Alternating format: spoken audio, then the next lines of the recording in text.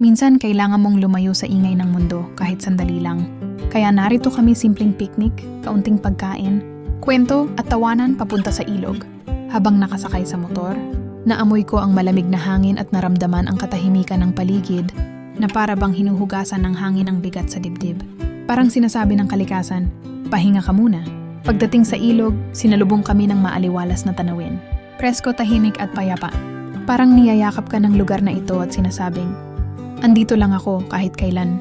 Sa dami ng iniisip natin araw-araw, nakakalimutan na natin ang sarili. Kaya mahalagang mag-pause, mag-recharge at magpasalamat. Hindi kailangang magastos. Minsan sapat na ang simpleng ilog para mapangiti ka ulit. Dito mo marirealize na hindi mo kailangan ng maraming bagay para maging masaya. Ang kailangan mo lang ay pahinga, kaunting katahimikan, at mga taong totoo ang tawa.